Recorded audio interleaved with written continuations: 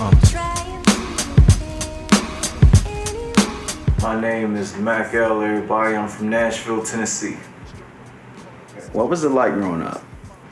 You know, growing up was pretty interesting. I didn't have a really hard life like most people claim they do. I did come from the hood, you know, I was from the streets of North Nashville, Haynes Man to be specific. But I lived there for a short time. After that, I moved to the suburbs. Life was fun. I'd say I had a happy childhood. I was brought up on EPMD, Eric B. and Rakim, Grandmaster Flash and Furious 5, Public Enemy, The Lox, DMX, Nas. And that's only on the hip hop tip. Oh, a whole lot of Run DMC as well. Outside of that, you know, I grew up listening to a lot of Michael Jackson, Jackson 5. I grew up on Earth, Wind and Fire, a lot of James Brown in the mix. You know, Patrice Rushen, a lot of soul music, a lot of R&B music, a lot of jazz music going on, especially Kenny G. And I also grew up listening to a lot of gospel as well. I was about 14, 15 years old. Made You Look It is still like one of the biggest things. I think that's probably about, really is about 13. And I had just started freestyle battling. So next thing I know, I battled this cat who's like twice my age. And I'm near the church I attended, which is in North Nashville. And I still remember lines like I just slaughtered him. You know, it's a lot of people don't know that it's part of one of my philosophies. A good artist is able to create off the top of the head. So if you call yourself a rapper, you know, freestyling is almost a requirement in my eyes. I know that don't happen nowadays, but it's whatever. But when that happened, you know, the person who I defeated, I say he's older, he's wiser than me. He said, you know, maybe you should start looking into this. Maybe you should start trying to take this to the next level. And after a little soul searching, a little research, I thought about it. I was like, you know what, I think this is the move that I should make. Every alias that I've created for myself through the years, you know, before Mac L and Mac the Knife, I was known in high school, I was Mac D or Mac Diesel. There was a short period of time I was Mac Lock, but in high school was where Mac the Knife started. Every alias I have is derived from my biological name, Malcolm Lockridge. And Mac L originated on Facebook. And that was going to be, you know, I didn't want to put my name out there. I still don't like putting my name out on social networks where people could just search me, especially in this day and age. So that's where Mac L came about. More people started knowing me as Mac L than they did as Mac the Knife.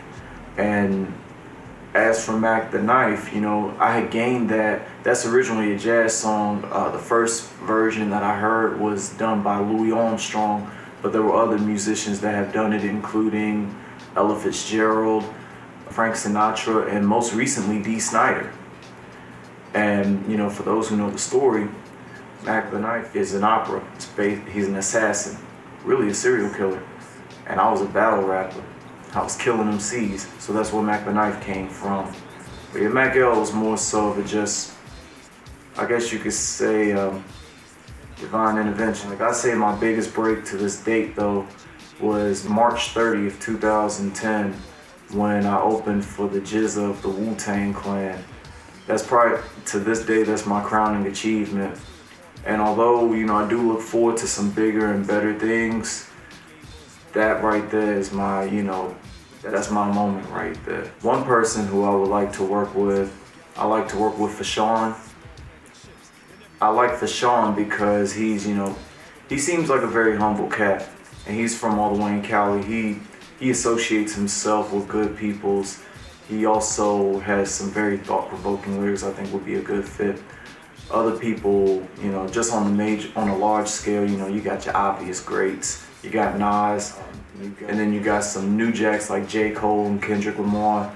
You know, these people, I feel like they would complement my style and I could complement theirs. On a local scale, you know, I definitely would like to work with D Goods or Open Mic. You know, I've seen them putting in their work, and they do have talent behind this, so I wouldn't mind working with them either. You know, it's just a number of people who I really would like to work with, though. Like I say, my dream collaboration of one of them is Stevie Wonder. Raw Material is is a follow-up of my first mixtape, The Great American Paper Chase, which I put out back in 2008, well, reissued in 08, originally released in 06. But Raw Material is more into a glimpse of where I'm from and how I grew through it.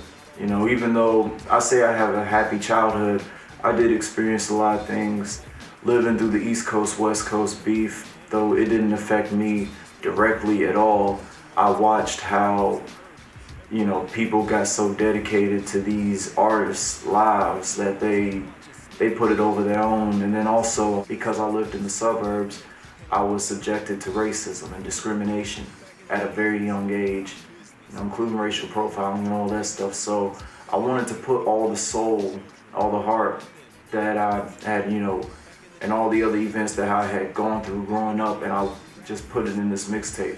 See, raw material, the definition of that is the basic materials needed to make something. So what raw material to me, this mixtape was the basic thing, the basic foundations of what makes me as an artist. The current state of hip hop is in a very interesting stage. I see two sides to it. On one side, I see desperation. A lot of aspiring artists with no foundation, no sense of culture or history or even knowledge of self. You know, they trying to find that quick hit, and you know, they'll do whatever it takes to get there. The record labels, they're taking advantage of these guys, you know, selling them dreams and stealing their souls, and they just biting right into it. But on the other side, I see growth and evolution. I see a lot of artists taking more time to develop their crafts. I see more artists going back, studying the greats, figuring out what makes it great. It seems like you have, you know, it's kind of like yin and yang. For every Lil B, you got Kendrick Lamar. For every Waka Flocka Flame, you got J. Cole. It's still lopsided, but I do see a shift, and it's shifting in the right direction. I will be starting a foundation, and that foundation it's going to cover a number of things. I will be tackling a number of social issues. I will be getting into activism. You know, I want to encourage dreams. I want to start a scholarship fund to help children reach those dreams. I'm going to be addressing some issues. I'm pretty much trying to just be a catalyst for hip hop, especially here in Nashville. I do see myself pushing the city to the next level. I'm not seeing a consistent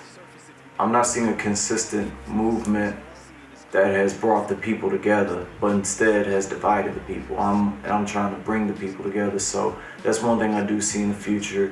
So I'll be working to expand myself by creating opportunities for others. Is there any advice you'd like to give any possible newcomers in this genre? Don't stop growing.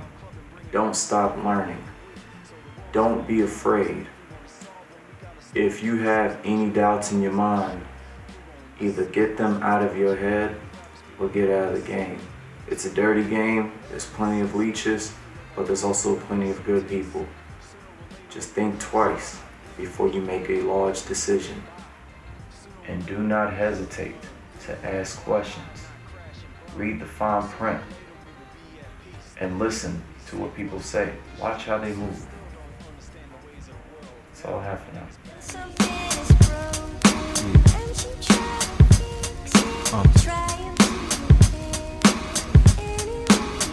Man, shit's insane. It's hard to maintain cause of the mundane astronomy. Caught up in such deranged hypocrisy, it follows me physically and logically. I don't see how I can speak softly when the evils like to follow me. Yo, what's the point of being a scholar when you ain't seeing a dollar? I can't even eat until tomorrow.